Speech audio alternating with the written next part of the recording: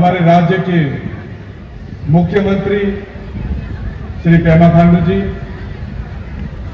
हमारे बीच उपस्थित हमारे राज्य के सबसे बुजुर्ग एवं हमारे राज्य सरकार को मार्गदर्शन देने वाले और हाल ही में चौखाम विधानसभा से नवनिर्वाचित अनकंटेस्टेड एमएलए हमारे बड़े भाई श्री चौनामेन जी, हमारे बीच उपस्थित हमारे राज्य के इंचार्ज एवं आसाम के honourable cabinet minister Shri Ashok Singhal ji,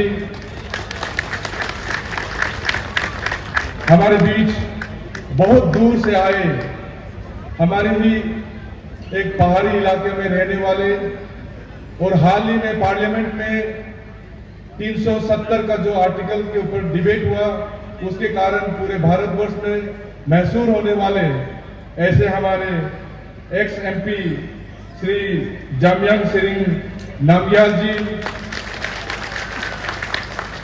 हमारे अपने चहेते बड़े भाई हमारे पूर्व सांसद एवं अभी के हमारे भारतीय जनता पार्टी के लोकसभा के कैंडिडेट श्री तापिर गाव जी,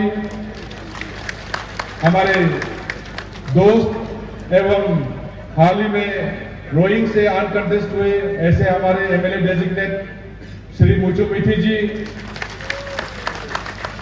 हमारे मिश्मी समाज के ही चहेते अंजाव से हाल ही में अनकंटेस्ट होने वाली हमारे सबके चहेते मैडम दासंगलू पुल जी, मंच पर उपस्थित बाकी सम्मानित जितने भी सज्जन हैं सभी को नमस्कार।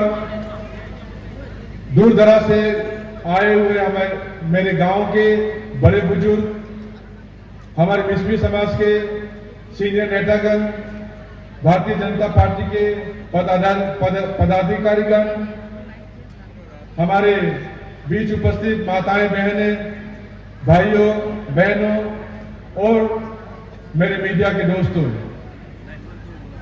सबसे पहले तो मैं हमारे राज्य के मुख्यमंत्री, हमारे राज्य के उप मुख्यमंत्री, हमारे स्टेट के इंचार्ज अशोक सिंघल जी और उन तमाम व्यक्तियों को जो आज खास तौर पे यहाँ इस सभा में सम्मिलित होके हमें आशीर्वाद देने के लिए आए हैं, उनको तहे दिल से शुक्रिया अदा करते हैं। और हाल ही में हमारे जो ग्रेटर लोहित में एक रिकॉर्ड हुआ है जो पहले कभी देखा नहीं गया था। 8 में से 3 विधानसभा क्षेत्र में हमारा जो एमएलए कंटेस्टेंट है वो अनकंटेस्टेड घोषित किए गए हैं। ऐसे हमारे बीच उपस्थित हमारे राज्य के उप मुख्यमंत्री ऑनरेबल डेप्यूटी सीएम श्री चौनामेन जी, हमारे अंजाव के एक्स एमएलए डेजिग्नेट दासंगलू पुल मैडम और रोइंग के एमएलए डेजिग्नेट श्री मुचु मिठी जी के लिए एक बार आप लोग जोर से ताली बजा दीजिए।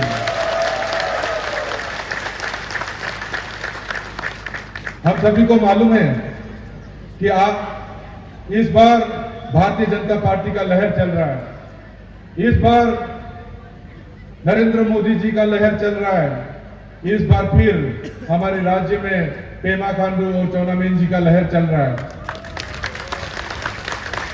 और इसी लहर के चलते हमारे भारतीय जनता पार्टी ने अपने आप में एक कीर्तिमान स्थापित किया है, एक रिकॉर्ड स्थापित किया है और 60 में से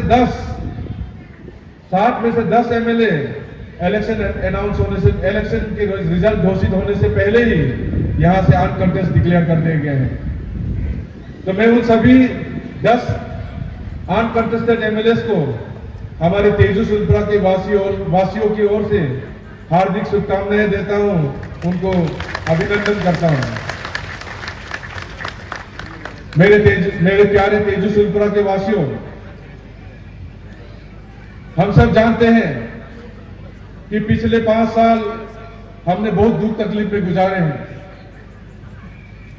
हम सब मानते हैं कहीं ना कहीं और कभी ना कभी हम सब ने कहा है कि पिछला 5 साल में तेजू में कोई विकास नहीं हुआ। हॉस्पिटल का जो सिस्टम है कहीं ना कहीं खराब हो गया है। लोगों को छोटी छोटी इलाजों के लिए बाहर रिफर किया जा रहा है। हमारा सड़कें बेहाल है। हमारे बहुत सारे कॉलोनीज में, बहुत सारे गांव में पीने का पानी का समस्या आ गया है। लेकिन डेवलपमेंट नहीं होने के कारण, फंड नहीं ला पाने के कारण हमारे जो उस समय के विधायक थे, जो निर्दलीय विधायक, वो कुछ नहीं कर पाए। और अभी समय आ गया है, आने वाला 19 तारीख को आप सब अपना बहुमूल्य वोट देंगे और यही समय है जब आप निर्णय ले सकते हैं कि आने वाला 5 साल हमारे तेजू में बाकी के अरुणाचल के विधानसभा क्षेत्र के जैसा विकास की राह पे आगे बढ़ना है या हमें फिर रो रो के 5 साल गुजरना है, हमें ये कहते हुए गुजारना है कि हमारे यहां तो विकास नहीं हुआ। आप लोग जो अपने बहुमूल्य वोट का मत का इस्तेमाल करने जा रहे हैं 19 तारीख को, आज से 5 दिन बाद उसका जो वैल्यू है उसको कम मत आती है। भारतीय जनता पार्टी ने एक नारा बुलंद किया है, यही समय है, सही समय है। और मैं तेजू वासियों को खासतौर पे कहना चाहता हूं कि हमारे लिए भी यही समय है, सही निर्णय लेने का। इस बार का जो विधानसभा और लोकसभा का इलेक्शन है, कहीं ना कहीं हमारे तेजू सुनपुरा वासियों को ऐसा लगा था या ऐसा लग रहा था कि इलेक्शन कमीशन ने बहुत कम समय दिया। लेकिन मैं आपको बताना चाहता हूं कि इलेक्शन कमीशन ऑफ इंडिया का एक स्केड्यूल होता है। हर साल उसी स्केड्यूल को फॉलो किया जाता है, चाहे वो 2014 का बात हो या 2019 का इलेक्शन हो या आने वाला 2024 का इलेक्शन। हर इलेक्शन में जो दिन दिया जाता है, इलेक्शन अनाउंस होने के बाद नॉमिनेशन फाइलिंग करने का, नॉमिनेशन स्क्रूटिनी का, विड्रॉल का, वो लगभग सेम ही रहता है।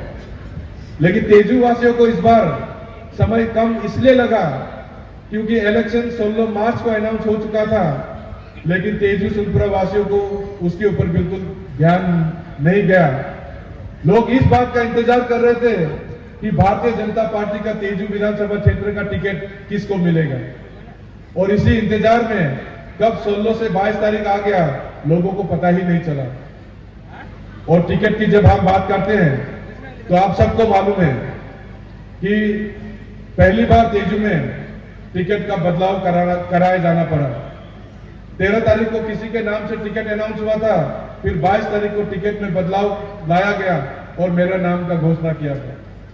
उस टिकट की कहानी में हमारा आने वाला 5 साल का विकास का जो राह है वो छुपा हुआ है। टिकट का कहानी आप लोगों को भली भांति मालूम है कि कैसे किसी के झूठ कहने पे टिकट जो है किसी और को दिया गया था, और जब उसका झूठ पकड़ा गया तो फिर टिकट कमेटी ने रिव्यू करके मेरे नाम को टिकट के लिए रिकमेंड किया। उस कहानी पे मैं अभी जाना नहीं चाहूंगा क्योंकि हमारे बीच हमारे उप मुख्यमंत्री जी हैं, हमारे बीच हमारे मुख्यमंत्री जी हैं। मुझे लगता है कि वो आपको डिटेल में इस कहानी को सुना सकते हैं। लेकिन मैं आपको ये बताना चाहूंगा कि इस कहानी में जो सच आपको जानने को मिलेगा, इसके बाद आपको ये जरूर यकीन हो जाएगा कि मैंने किसी का टिकट नहीं छीना है। मेरे बारे में ये झूठ फैलाया जा रहा है कि मैंने जबरदस्ती किसी का टिकट मिला हुआ को छीन लिया है। मेरे बारे में ये झूठ फैलाया जा रहा है कि मैंने करोड़ों रुपया दिल्ली में जाके दिया, जिसके कारण से बीजेपी का टिकट दोबारा मुझे मिला। और हाल ही में मुझे ये भी सुनने को मिला कि मैं बहुत सारे लोगों की मैं सीएम साहब के पांव में रोया, गिड़गिड़ाया, पांव पकड़ के, इसी कारण से टिकट मुझे मिला। इस अफवाहों पे आप ध्यान न दें। टिकट का जो कहानी आपको कुछ देर में सुनने को मिलेगा, आप उसको गौर से जरूर सुनिएगा, और मुझे पूरा यकीन है कि आपके सामने दूध का दूध, पानी का पानी हो जाएगा। जैसा मैंने कहा है कि टिकट की इस कहानी के पीछे आने वाला हमारा तेजू-सुरपुरा का 5 साल का जो विकास का रास्ता है, वो कैसे रहेगा, वो डिपेंड करता है। मैं आपको बताना चाहूंगा कि जिस इंसान ने इस टिकट का खेल को रचा था, जिसके झूठ कहने पे हमारे सरकार को विश्वास करा के जिसने दूसरे को टिकट दिलाया था, आज वही इंसान नेशनल पीपुल पार्टी का टिकट लेके हमारे बीच एक कैंडिडेट बन के इस इलेक्शन में उतरे हुए हैं। मेरे तो यही समझ में नहीं आ रहा है कि वो इलेक्शन कंटेस्ट ही क्यों कर रहा है। हमारा सरकार भारतीय जनता पार्टी का राज्य में बनने वाला है, केंद्र में भी भारतीय जनता पार्टी का सरकार बनने वाला है। हमारे राज्य में ऑलरेडी 60 में से 10 भारतीय जनता पार्टी के उम्मीदवार अनकंटेस्ट डिक्लेयर कर दिया गया है। हमारे आने वाले समय में भी मुख्यमंत्री श्री पेमा खांडू जी ही होंगे। हमारे राज्य में आने वाले समय में उप मुख्यमंत्री श्री चौनामेन जी ही होंगे। ये दोनों ही मिलकर हमारे राज्य सरकार चलाएंगे। और ऐसे में एनपीपी का जो हमारा कैंडिडेट कालीकोकरी जी है, जिन्होंने सभी को झूठ बोल के इस टिकट का खेल को रचा था, मुझे तो यही समझ में नहीं आ रहा है कि वो क्या चेहरा लेके ईटानगर जाना चाहता है। वैसे तो वो जीतेगा नहीं। तेजू-सुरपुरा के वासियों, आपको भली भांति मालूम है, हवा का रुख उसके बिल्कुल विपरीत बह रहा है, उनके उल्टा बह रहा है। उनके जीतने की संभावना तो ना के बराबर है। लेकिन फिर वो हमेशा झूठ के बल पे लोगों को फुसला देता है, बहला देता है। झूठ का माया जाल इतनी अच्छी तरह से वो जाल बिछा देता है कि लोग कहीं ना कहीं, हमारे जो साधारण लोग हैं, सिंपल लोग हैं, वो उस झूठ के माया जाल में फंस जाते हैं। कभी नौकरी के नाम पे एफिडेविट दे दे के लोगों को ये फुसलाया जाता है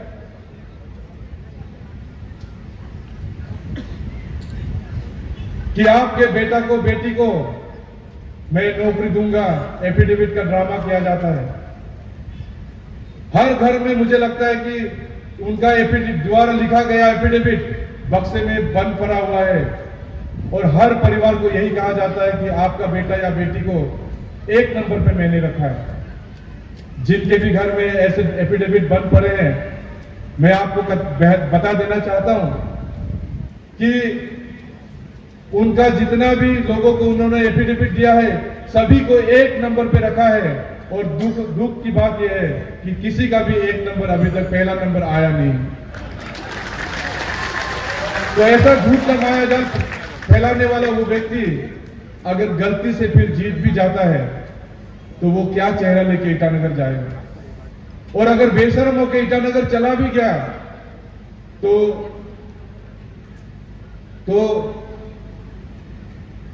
क्या आपको लगता है कि हमारे सीएम साहब और डीसीएम साहब और सरकार उनको कोई वैल्यू देगा? मुझे लगता है कि आने वाले कुछ देर बाद में आप लोगों को भली भांति हमारे मुख्यमंत्री और उप मुख्यमंत्री जी के द्वारा ये बताया जाएगा कि किस तरह अगर आप ओपोजिशन एमएलए को अगर जिता के भेजेंगे तो क्या फंड मिलेगा, और अगर कैंडिडेट रूलिंग पार्टी का होगा तो किस तरह का फंड आपको मिलेगा। मैं उस डिटेल में जाना नहीं चाहूंगा, समय का भी अभाव है। तो मैं तेजू-सुरपुरा वासियों को यही निवेदन करूंगा कि 2019 में जो गलती हमने किया है, जो रूलिंग पार्टी का दामन हमने कहीं ना कहीं गलती से छोड़ दिया था, और उस गलती के कारण जो 5 साल हमें विकास का राह पे पीछे चलना पड़ा, आने वाले समय में वो गलती हम नहीं दोहराएंगे।